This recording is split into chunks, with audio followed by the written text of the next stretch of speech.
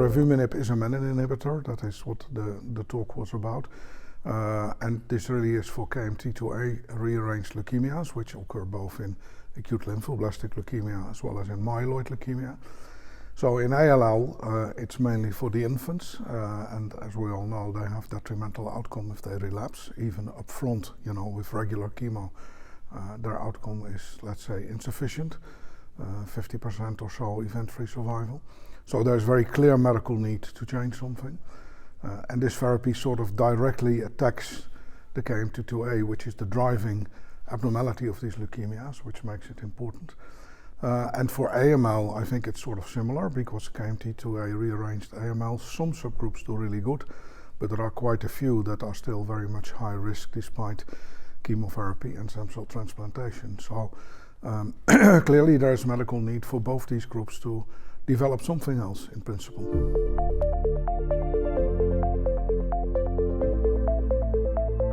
It's actually a very interesting trial, because this is one of the first times where I saw a study where it's basically all age groups are covered from the beginning, so it includes both adults and children. It's an aggregated pediatric adult study, and it's also tissue agnostic. In other words, you can recruit both ALL and AML as long as they have KMT2A.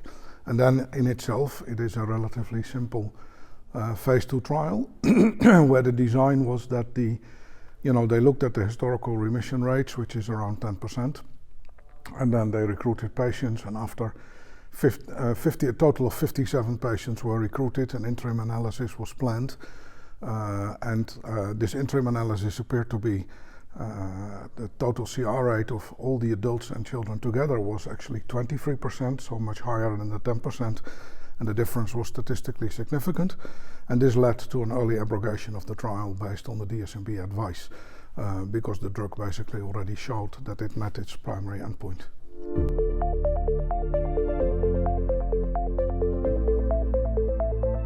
What the data show is that you clearly see remissions in patients with single agent therapy, which is of course very encouraging, because this was a very refractory, relapsed population.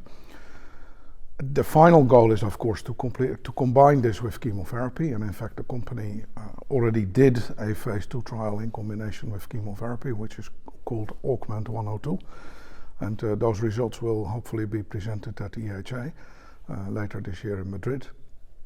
And but in the end, this needs to be combined with chemotherapy upfront, so in newly diagnosed patients, to really see if you can prevent relapse by adding that, or maybe reduce the number of patients that need to be transplanted. I think that would be the final goal for pediatricians, to change the fate of these patients.